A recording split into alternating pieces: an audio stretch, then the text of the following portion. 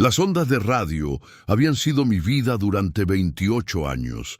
Mi nombre es Carmen Vega, ingeniera de telecomunicaciones en el Centro de Escucha Espacial Profunda de Robledo de Chabela, en las afueras de Madrid. A mis 52 años, había pasado más de la mitad de mi existencia escuchando al vacío, capturando y decodificando las débiles señales que nuestras sondas enviaban desde los confines del sistema solar. Un trabajo técnico, preciso, algunos dirían que aburrido, yo lo consideraba una forma de poesía tecnológica. ¿Sigues obsesionada con esa vieja chatarra espacial? La voz burlona de Miguel, mi compañero de laboratorio, interrumpió mi concentración. Sus pasos resonaron en el suelo de baldosas mientras se acercaba a mi estación de trabajo, taza de café en mano. La Voyager 1 no es chatarra, respondí sin apartar la mirada de mis pantallas. Es la misión más longeva de la historia, 46 años y sigue transmitiéndonos datos desde el espacio interestelar. Miguel resopló, divertido por mi habitual defensa. Datos que nadie lee excepto tú, Carmen. El mundo ha pasado a misiones más interesantes.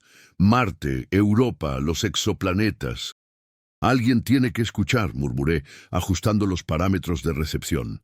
Si dejamos de prestar atención, es como si abandonáramos a un explorador en tierra incógnita. Miguel puso los ojos en blanco, pero su sonrisa era amable. Después de tantos años, estaba acostumbrado a lo que él llamaba mi romanticismo espacial anticuado. Se alejó hacia su propia estación, dejándome a solas con mis filtros de señal y mis algoritmos de procesamiento. Aquel día de noviembre había comenzado como cualquier otro. Fuera, el otoño teñía de ocre los alrededores de nuestra estación, ubicada estratégicamente lejos de la contaminación electromagnética de Madrid. Dentro, el zumbido constante de los equipos y el ocasional pitido de las computadoras marcaban el ritmo de nuestro trabajo. Estaba realizando la revisión rutinaria de las últimas transmisiones de la Voyager 1 cuando lo noté.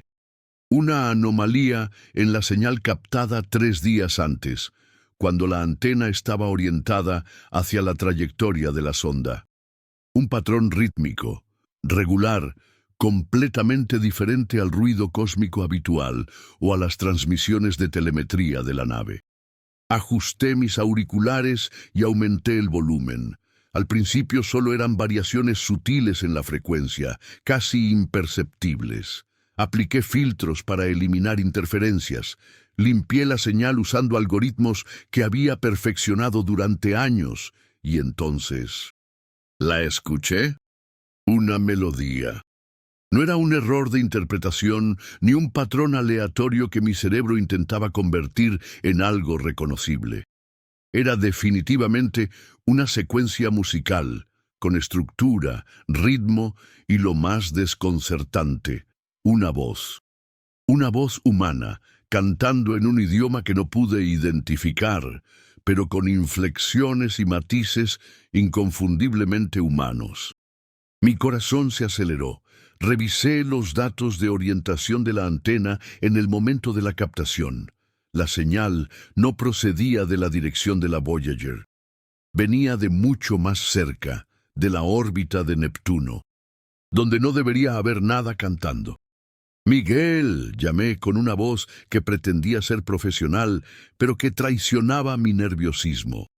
«¿Puedes venir un momento?» Él se acercó con desgana, probablemente esperando otra de mis divagaciones sobre la importancia histórica de las misiones Voyager. Pero al escuchar la grabación limpia que había logrado aislar, su expresión pasó de la condescendencia al asombro en segundos. ¿De dónde viene esto? De la dirección de Neptuno, pero no es una transmisión oficial de ninguna sonda conocida, respondí, mostrándole los datos de orientación. Y definitivamente no es una interferencia terrestre ni un error del sistema. «Es imposible», murmuró inclinándose sobre mi consola. «Suena como una canción». Con voz humana, añadí observando su reacción. Pasamos las siguientes horas analizando la señal desde todos los ángulos posibles. La sometimos a diferentes algoritmos de procesamiento, comparamos su estructura con todas las transmisiones conocidas en nuestra base de datos. Nada coincidía. Al final del día, solo teníamos una certeza: algún tipo de transmisión que incluía lo que sonaba inequívocamente como una voz humana cantando había sido captada desde la dirección de Neptuno, un planeta donde no existía, hasta donde sabíamos, ninguna misión tripulada ni asentamiento humano. «Tenemos que informar de esto», dijo finalmente Miguel, frotándose los ojos cansados. Asentí, aunque una parte de mí se resistía. En el momento en que reportáramos algo así, nuestra tranquila estación se convertiría en un hervidero de actividad. Científicos, burócratas, militares, todos querrían controlar la información, analizar la señal, formular teorías. Mi pequeño descubrimiento dejaría de pertenecerme. Mañana, decidí, primero quiero intentar una última cosa. Cuando Miguel se marchó, me quedé sola en la sala de control principal. El reloj marcaba las 11 de la noche cuando inicié el procedimiento que había estado considerando todo el día. Si la señal se había captado una vez, quizás podría captarse de nuevo. Orienté nuestra antena principal exactamente en la misma dirección. Ajusté los receptores a la máxima sensibilidad y activé un programa especial de escaneo que había desarrollado años atrás para detectar señales débiles entre el ruido cósmico. Y esperé. A las 2 de la madrugada, cuando mis párpados luchaban por mantenerse abiertos, la consola emitió un pitido. Señal detectada. La misma frecuencia, la misma estructura musical, pero esta vez más fuerte, más clara. Con dedos temblorosos, activé el protocolo de comunicación bidireccional. Una locura, por supuesto. Los manuales operativos prohibían específicamente establecer contacto no autorizado con señales no identificadas, pero tenía que intentarlo. Transmití una secuencia matemática simple, los primeros números primos, el mensaje más básico de inteligencia que podíamos enviar al cosmos. La respuesta llegó 17 minutos después, el tiempo que tardaba la luz en viajar desde Neptuno hasta la Tierra. No más números primos, no señales en clave. Solo una voz, ahora perfectamente clara, hablando en español con un acento antiguo, casi arcaico. «Al fin contestáis, os hemos estado esperando tanto tiempo». Me quedé paralizada frente a la consola, con un escalofrío recorriendo mi espalda. La voz sonaba serena, casi alegre, como la de alguien que finalmente reencuentra a un viejo amigo. «¿Quién eres?», transmití, abandonando todo protocolo oficial. «¿Cómo es posible que haya alguien en Neptuno?». Los 17 minutos de espera fueron eternos. Cuando la respuesta llegó, no respondía directamente a mi pregunta. «La Voyager os ha estado llevando nuestros mensajes durante años, pero nunca los habéis escuchado correctamente. Hasta ahora. Tú escuchas de verdad, Carmen Vega». Mi nombre. Conocían mi nombre. Un sudor frío recorrió mi espalda mientras procesaba las implicaciones. No solo había inteligencia cerca de Neptuno, sino que nos había estado observando, estudiando, intentando comunicarse. Y me conocía personalmente. «Necesitamos hablar contigo», continuó la voz. «Solo contigo por ahora. Hay tanto que debemos explicar». Durante las siguientes horas mantuve una conversación imposible con aquella voz del espacio profundo. Me contó una historia que desafiaba todo lo que creía saber sobre la exploración espacial, la historia humana y las limitaciones de nuestra especie. Según mi interlocutor, que se identificó como Eliana, ella formaba parte de una colonia humana establecida en una estación espacial en órbita de Neptuno. Una colonia que existía desde hacía más de 150 años, fundada por un grupo de científicos y visionarios que habían desarrollado, en secreto, tecnología de hibernación y propulsión muy superior a la conocida oficialmente. Fuimos los disidentes, explicó, los que vieron que la Tierra se dirigía hacia su autodestrucción y decidieron preservar parte de la humanidad lejos, muy lejos. Imposible, respondí. No teníamos esa tecnología en el siglo XIX, ni siquiera la tenemos ahora. La teníamos, insistió Eliana, pero solo unos pocos, y comprendimos que la humanidad no estaba preparada para ella, que la usaría para la guerra antes que para la salvación. Según su relato, esta sociedad secreta había enviado múltiples expediciones hacia los planetas exteriores, estableciendo finalmente una colonia autosuficiente alrededor de Neptuno, oculta a los ojos de la Tierra. Durante generaciones habían observado desde lejos, manteniendo comunicación mínima, principalmente a través de señales codificadas que nuestros científicos interpretaban como anomalías o ruido cósmico. ¿Por qué contactarme ahora? ¿Por qué a mí? Pregunté, aún escéptica, pero cada vez más intrigada. Porque se acerca el momento del regreso, respondió Eliana, y necesitamos intermediarios, personas que ayuden a preparar a la humanidad para lo que viene. ¿Qué viene exactamente? La verdad, Carmen, sobre nuestro origen, sobre nuestro potencial, sobre las fuerzas que han estado manipulando la historia humana. La canción que escuchaste es solo el principio, un método que desarrollamos para transmitir información compleja codificada en patrones musicales. Contiene parte de nuestro conocimiento, nuestra historia. Al amanecer, con la cabeza dando vueltas por todo lo que había escuchado, tomé una decisión que cambiaría mi vida para siempre.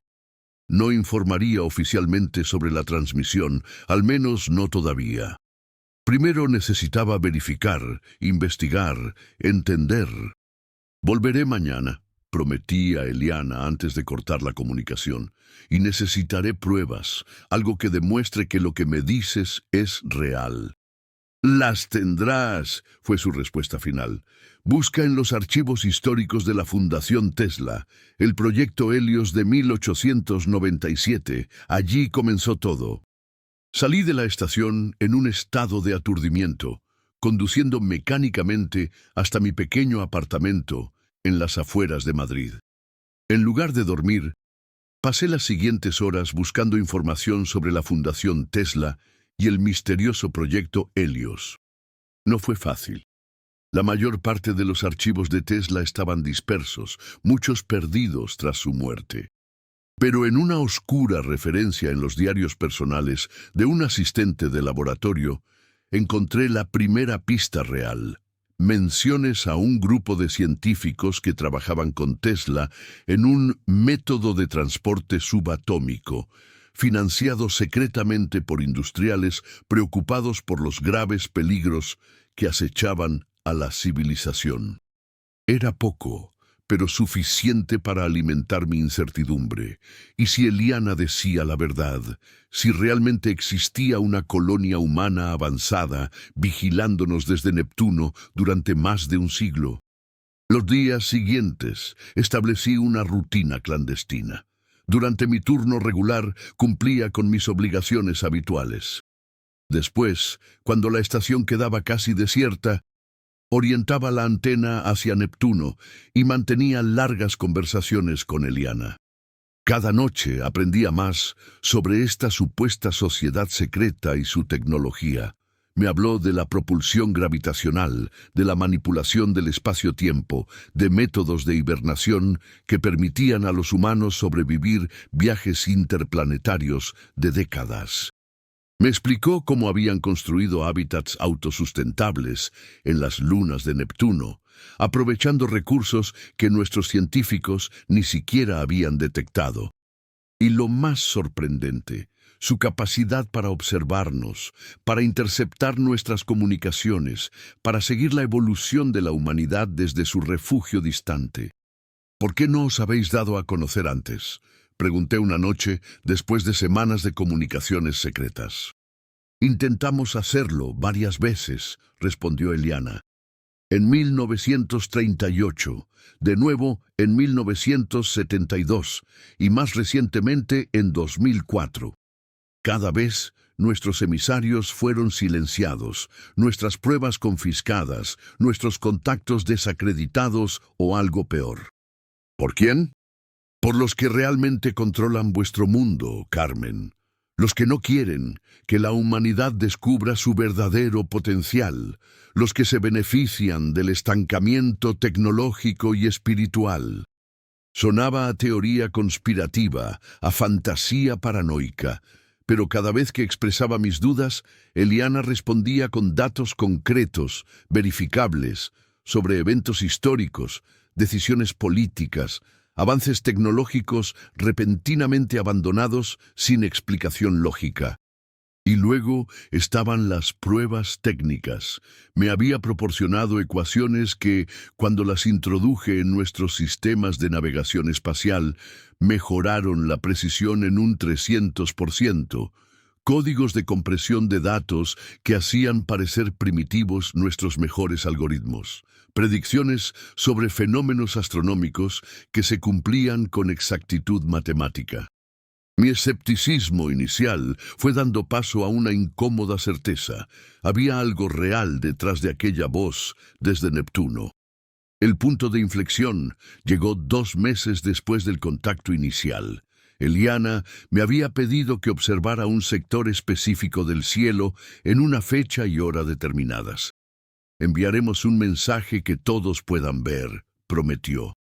Esa noche, mientras miles de astrónomos amateur y profesionales en todo el mundo dirigían sus telescopios hacia ese punto, un destello de luz apareció donde no debería haber nada.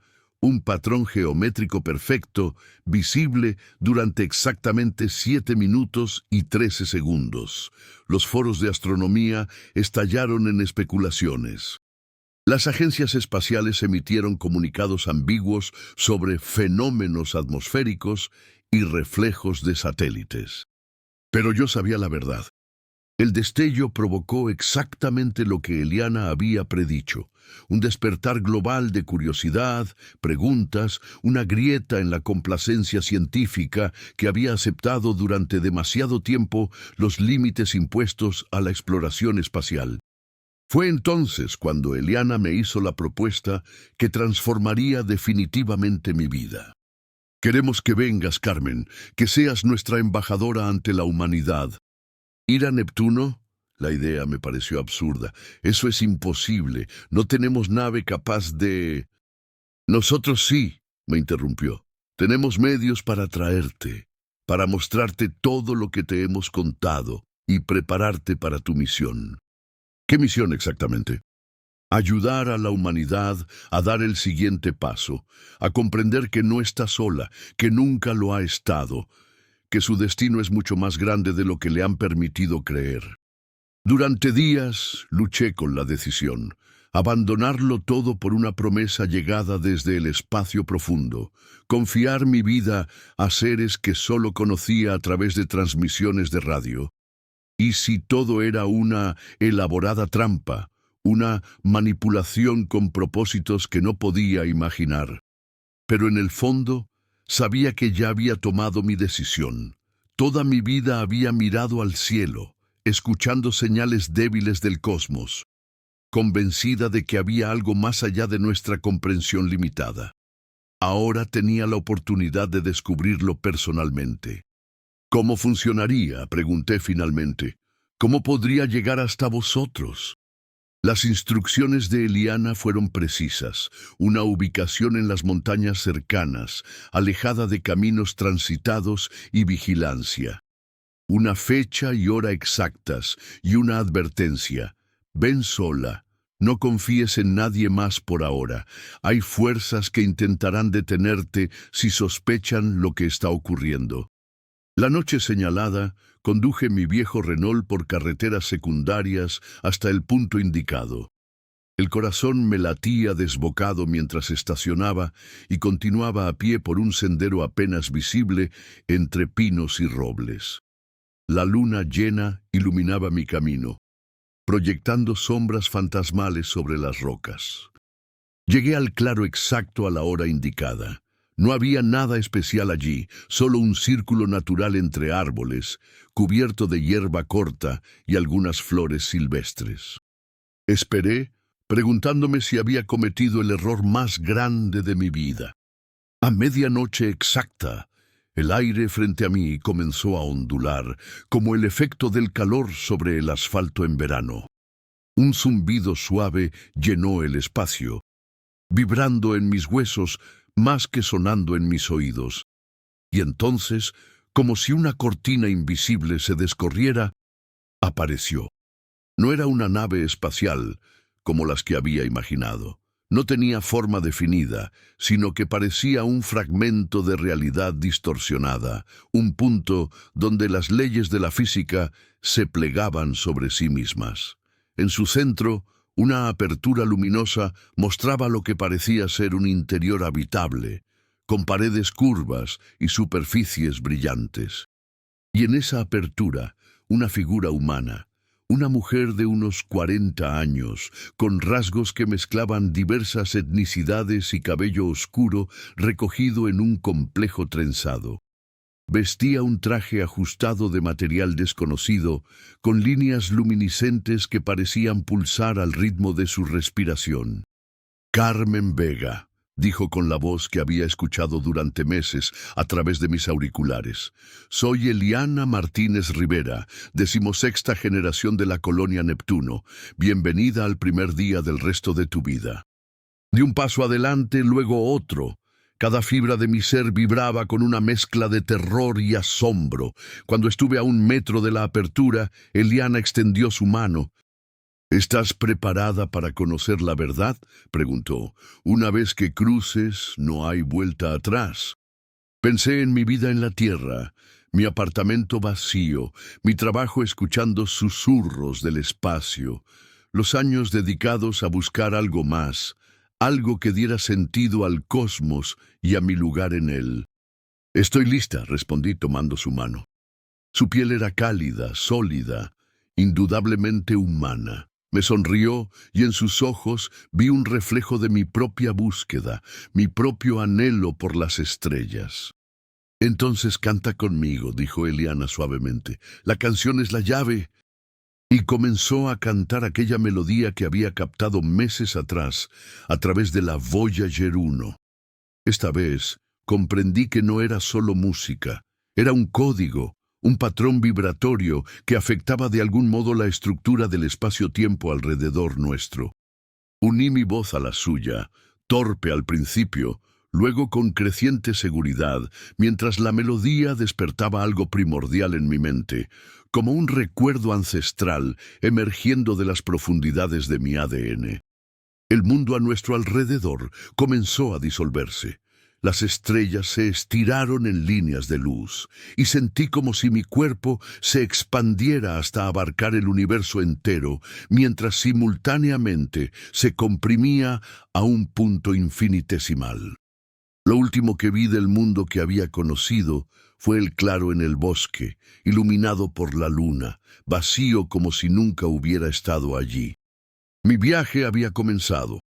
Desde una estación de escucha en Madrid hasta los confines del sistema solar, desde una vida de rutina y soledad hasta convertirme en el puente entre dos ramas de la humanidad, separadas por siglos de secretos y distancias astronómicas.